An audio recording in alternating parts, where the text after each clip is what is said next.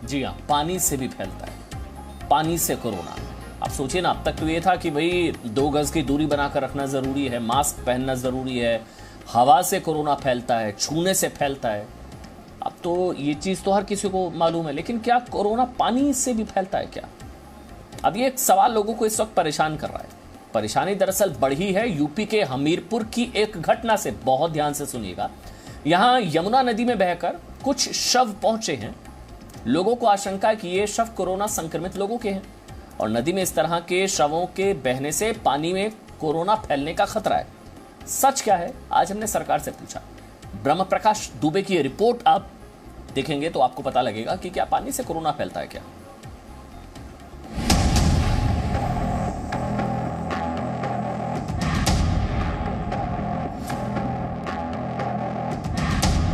ये तस्वीर उत्तर प्रदेश के हमीरपुर जिले में बहने वाली यमुना नदी की है। इस नदी का जो हिस्सा हमने ब्लर कर दिया है उसमें शव बह रहे हैं।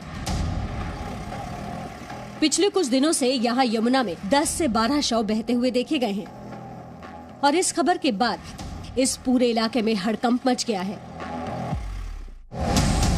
लोगों के मन में ये सवाल है कि यमुना नदी में इतने शव एक साथ कहां से आए? क्या ये शव कोरोना संक्रमित लोगों के हैं? क्या अस्पताल से इन शवों को नदी में फेंका गया है? ये पूरा मामला हमीरपुर का है, इसलिए हमने इन सवालों का जवाब हमीरपुर प्रशासन के ही अधिकारी से पूछे। सुनिए उन्होंने क्या कहा। यमुना नदी में कुछ शव जो है वो बह करके जा रहे हैं और ये यमुना नदी जो है ये जनपद हमीरपुर और कानपुर आउटर जनपद की सीमा पर बहती है। इस पर प्रभारी निरीक्षक को वहाँ मौके पर भेजा गया तो प्रभारी निरीक्षक के द्वारा भी देखा गया कि जनपद कानपुर आउटर की तरफ से ट्रैक्टर में 2 शवों को ला करके उनका अंतिम संस्कार भी जल प्रवाह करके किया गया है। सुना आपने, हमीरपुर प्रशासन ये कह रहा है कि इन शवों का अंतिम संस्कार पानी में प्रवाहित करके किया गया है। ऐसे में हो सकता है कि ये शव बहकर हमीरपुर आ गए हों। के बारे में कार्रवाई करने के लिए कानपुर आउटर के अधिकारियों को सूचित कर दिया गया है और ये जो सब जो बह रहे हैं ऐसा प्रतीत हो रहा है कि ये जो जल प्रवाह करके अंतिम संस्कार किया गया है ये वही सब है। हालांकि हमीरपुर में इस बात की भी आशंका है कि पिछले कुछ दिनों में कानपुर और हमीरपुर के गांव के इलाकों में कोरोना से लोगों की बड़ी संख्या में मौत हुई है। हो सकता है कि अंतिम संस्कार के दौरान ही इन शवों को पानी में फेंक दिया गया हो। हालांकि यहाँ असली डर कुछ और ही है। लोगों के मन में ये सवाल है कि क्या इस तरह से कोरोना संक्रमित शवों को नदी में फेंकने से पानी में कोरोना फैल सकता है? क्या कोरोना पानी में भी फैलता है? इस सवाल पर अभी रिसर्च जारी है। इसके लिए national centre for disease control ने देश भर में सीवेज सर्वे करने का फैसला किया है। इसके लिए सीवेज सैंपल लिए जा रहे हैं ताकि ये पता लगाया जा सके कि उस इलाके में कोरोना वायरस की उपस्थिति है या नहीं, सीवर के पानी में वायरस ज्यादा है या कम। इससे उस इलाके में वायरस के असर का पता लगाया जा सकेगा। National centre for disease control के रिसर्च आंकड़े जब आएंगे तब तो इसका खुलासा होगा ही। फिलहाल हमने एक्सपर्ट से पूछा कि क्या पानी में भी कोरोना फैलता है। सुनिए उन्होंने क्या कहा। कितना सीवर के द्वारा संक्रमण फैलने का रिस्क है और कितनी आशंका है और कितना होता है, ये एनसीडीसी की रिपोर्ट में खुलासा होगा। लेकिन मैं ऐसा नहीं मानता कि बहुत ज्यादा संक्रमण सीवर के द्वारा फैलता है। फिलहाल एक्सपर्ट्स तो इस बात से इनकार कर रहे हैं कि पानी के जरिए कोरोना फैल सकता है, लेकिन लोगों के मन में इस डर को दूर करने की जिम्मेदारी स्वास्थ्य मंत्रालय की है। और आज स्वास्थ्य मंत्रालय के सामने ये सवाल था कि क्या कोरोना पानी से फैलता है। सर, मैं ब्रह्म प्रकाश हूँ जी न्यूज से। मेरा सवाल ये है कि सर, क्या हवा के अलावा पानी से भी ये वायरस फैलता है? क्योंकि इस तरह से खासतौर से एक घटना का जिक्र करना चाहूँगा। हमीरपुर उत्तर प्रदेश में कई बॉडियां यमुना में मिली हैं, उसके बाद वहाँ बड़ा पैनिक फैल गया है कि पानी से आसपास के गाँव में फैल रहा है। तो इस पर क्या स्थिति है? क्या कोई हमारे पास तथ्य है कि पानी से सीवर से फैलता है? Thank you. देखिए, ऐसे विषय, ऐसे जगह जिस तरह के बारे में आपने बताया, उस तरह से ट्रांसमिशन की फिक्र नहीं है। प्राइमरी ट्रांसमिशन होती है जब लोग बात करते हैं और आसपास में, बहुत पास में हो अगर 2 लोग, तो आसपास में जब ड्रॉपलेट गिरती है तब वो ड्रॉपलेट मान लीजिए कोई छू लेता है तब पानी से हो सकता है, लेकिन ज़्यादातर वो फैलती है एरोसॉल में, एयर फ्लो पे डिपेंड करती है। एयर फ्लो अगर इस तरह हो और यहाँ ना हो और वहाँ ना हो, थोड़ी दूर तक वो फैलेगी। जिस तरह आपके रसोई में आपका स्मेल आता है कुकिंग का, अगर बंद हो तो स्मेल ज़्यादा होती है, अगर खुला हो और फैल जाती है स्मेल जल्दी ही घट जाती है। उसी तरह वायरस भी अगर आप बंद कमरे में रहें तब वो कॉन्सेंट्रेट हो जाती है, अगर खुला हो तो गिर जाती है। खुले जगह में अगर आप आसपास में मिलके एक दुकान में कहीं और में भीड़ में बात करें तब भी वो लोकली फैल होगी। तो इसीलिए यही प्राइमरी तरीका है।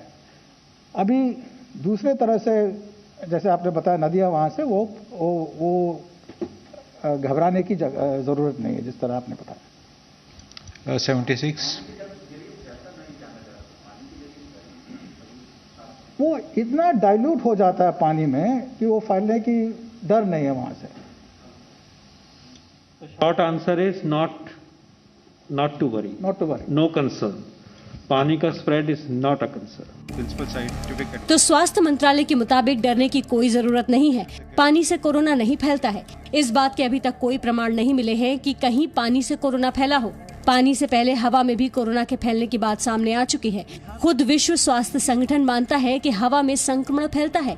Council of scientific and industrial research के director general doctor C Mande ने ये समझाया भी है कि हवा में कोरोना कैसे फैलता है। वायरस जब किसी भी पीड़ित व्यक्ति से जब निकलता है, उसके मुंह से या नाक से जब छींकता है या खांसता है, तब बड़े बड़े पार्टिकल में एंट्रैप्ट होता है। जो पार्टिकल 10 माइक्रोन से भी बड़े होते हैं। 1 माइक्रोन 1,000th अंश होता है 1 मिलीमीटर का। 1,000th of A millimetre is 1 micron. तो अगर 10 माइक्रोन से बड़ा पार्टिकल हो तो वह आसानी से बैठ जाता है। अब ऐसा एविडेंस सामने आ रहा है विज्ञान जगत के सामने में कि पार्टिकल जो है वो छोटे छोटे भी हो सकते हैं। 5 माइक्रोन से छोटे, अगर 5 माइक्रोन से भी पार्टिकल छोटे होते हैं। हम जब बात करते हैं या गाना गाते हैं उस वक्त छोटे छोटे पार्टिकल्स आते हैं, तो इनमें भी वायरस हो सकती है। और वो पार्टिकल, छोटे जो पार्टिकल है, वो इतने आसानी से बैठते नहीं है किस सरफेस पे, वो हवा में कुछ देर तक रह सकते हैं। हवा और पानी, हमारी जिंदगी में इन दो चीजों की सबसे ज्यादा अहमियत है। हवा के जरिए कोरोना वायरस फैलने की बात पहले सामने आ चुकी है और अब डर है पानी के जरिए वायरस फैलने की। हालांकि आज सरकार और हेल्थ एक्सपर्ट ने इस बात से साफ इनकार किया कि पानी के जरिए कोरोना वायरस फैल सकता है। ब्रह्म प्रकाश दुबे, जी मीडिया। और अब बात करेंगे उनकी जिन्हें कोरोना से सबसे ज्यादा खतरा है, मतलब जो सबसे ज्यादा वल्नरेबल है, यानी कि डायबिटीज के पेशेंट्स की बात करेंगे, क्योंकि ये बार बार कहा जा रहा है कि डायबिटीज के जो पेशेंट्स हैं उनको ज्यादा कोरोना जो है उन पर ज्यादा अटैक कर रहा है और वो ज्यादा वल्नरेबल भी है। ये रिपोर्ट देखिए आप। moves to the situation of COVID-19, then you must remember there are two other elements come into picture. One, that we are using drugs that suppress immune system. So we are using a class of drugs which is life-saving, steroids by the name of dexamethasone, prednisolone, methylprednisolone, Dexona. ये एक ही related compound है। जब ये इस्तेमाल होते हैं तो हमारा इम्यून सिस्टम कम होता है, डायबिटीज़ वाले का भी कम होगा और ये फंगस मौका पाके पकड़ती है।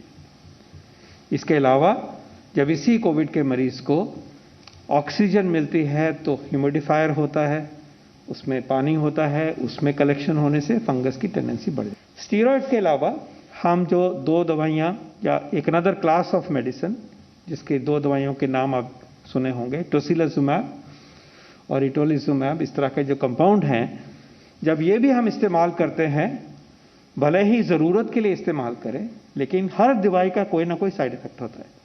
तो इन दवाइयों का भी, टोसिलिजुमैब का भी और इटोलिजुमैब का भी इम्यूनोसप्रेशन, इम्यून सिस्टम को दबाता है जान बचाने के लिए, क्योंकि इम्यून सिस्टम की रिस्पांस की वजह से मल्टी ऑर्गन फेलियर और जान का खतरा होता है। तो उससे हम बचाने की जब कोशिश करते हैं दवाइयों से, तो हम अपना इम्यून सिस्टम कम कर देते हैं। डायबिटीज़ पहले है, स्टीरॉयड शायद पहले मिल चुका है, इससे और इम्यून सप्रेशन हो गया, तो फिर म्यूकरमाइकोसिस उभर के फिर आता है। तो in the setting of COVID-19 in patients of diabetes mellitus, in the presence of the usages of these medicine as well as exposure to humid surfaces, the tendency to have more mucus is explainable, हो सकती है। लेकिन जैसे मैंने कहा कि ऐसी नहीं है कि ज़रूर होनी चाहिए। क्या हमें करना है? हमें यह करना है कि हमेशा ही जिसको डायबिटीज़ है उसको अपना ब्लड शुगर कंट्रोल रखना है, हमेशा ही। कोविड की वेट नहीं करनी है। कोविड नहीं भी होगा तो भी ज़रूरी है कि हमारा ब्लड शुगर कंट्रोल में हो, तभी सेहत बचेगी, किडनीज बचेंगी, हार्ट बचेगा। तो पहला तो ये मुद्दा है कि, और कोविड के परिप्रेक्ष्य में तो इसके ऊपर हमारी ज़्यादा नज़र होनी चाहिए। दूसरा है कि हम प्रमोट कर रहे हैं डॉक्टर्स के द्वारा कि स्टीरॉयड दिए जाएं, लेकिन स्टीरॉयड फालतू में शुरू में ही नहीं दे देने, 7वें 8वें दिन तक देने हैं, 6ठे दिन के बाद देने हैं, बहुत इनअप्रोप्रिएट डोज में नहीं देने हैं। जो पीरियड डिफाइन किया जाता है 5, 7, 8, 10 दिन का, उतने तक ही देने चाहिए, आगे तक नहीं देते रहना चाहिए। रैशनल यूज होना चाहिए। स्टीरॉयड जैसी जान बचाने वाली दवाई का रैशनल यूज होना चाहिए। जरूरत से ज्यादा मिलेगा तो इस सिचुएशन तो है ही, दूसरों को भी इल इफेक्ट होता है। इसी तरह से टोसिलिजुमैब वाली जो दवाई है वो तभी दी जाए जब इसकी जरूरत है, बिल्कुल फालतू नहीं देनी चाहिए, डेंजरस हो सकती है। और भी कई खतरे हैं, उसमें से एक ये खतरा भी है। तो हमने rational use of these medicine करना है। तीसरी चीज कि जब ऑक्सीजन मिले तो जो ह्यूमिडिफायर है उसका पानी साफ हो, पानी बदलता रहे,